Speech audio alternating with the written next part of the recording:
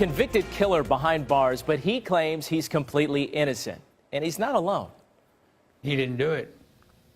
And I know he didn't do it. I have zero doubt about his innocence. He is innocent. The police commissioner and former prosecutor also think Ricky Kidd was wrongly convicted. Only right here on 41 Action News, Patrick Fazio dug into the evidence to find out why he's locked up. He didn't do it. And I know he didn't do it. Neighbors heard several gunshots fired. They're looking for one or more suspects. After looking into a 1996 double murder case, Kansas City Police Commissioner Alvin Brooks realized they locked up the wrong guy. It was not Ricky Kidd. It was another person, but they did look a little alike. With the police commissioner speaking up for him, Ricky Kidd thought that would help free him. I really give him a lot of credit for having the willpower to be able to say, hey, this ain't right. But he's still in prison for those murders. Very frustrating. Serving 2 life sentences without the possibility of parole.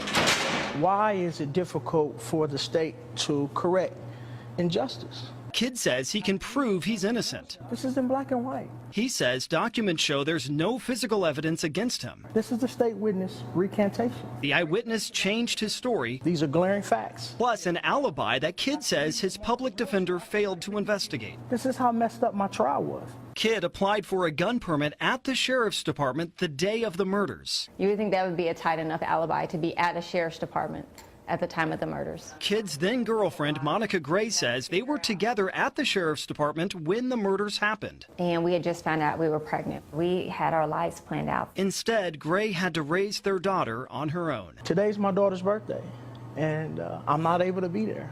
They took that from me.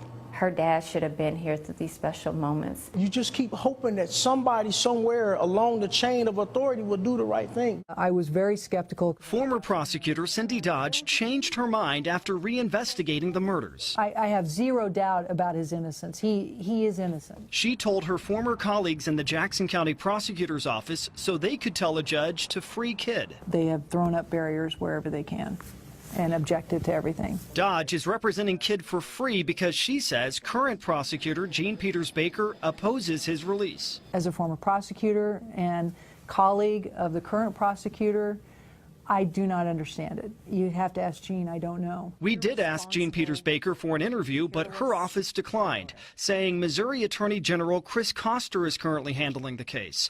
So we asked Koster for an interview, but his office also refused. Instead, they pointed us to their court filing, which basically says it's too late.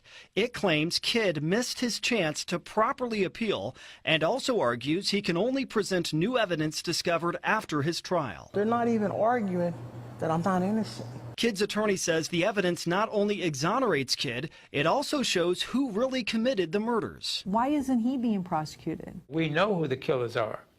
One of them is dead. One's in the penitentiary. The other one is still on the street. Marcus Merrill, the other man convicted of these murders, previously named his 2 accomplices, and it wasn't Kidd. The one in the penitentiary gave a sworn deposition that Kidd was not with him. Jean Peters Baker's office tells us they will review any new evidence presented. I think people should be frustrated. Anytime the wrong person is in prison, that means the right person is free to roam the community. For now, Kidd waits as he appeals his life sentences. These are going to be big cookies. While life goes on outside of prison.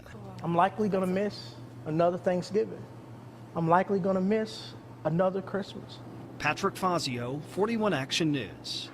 Well, Kidd hopes that a judge will grant him a hearing, but his previous appeals have failed. He is also waiting on DNA testing of old evidence, but neither side at this point thinks the results will be conclusive.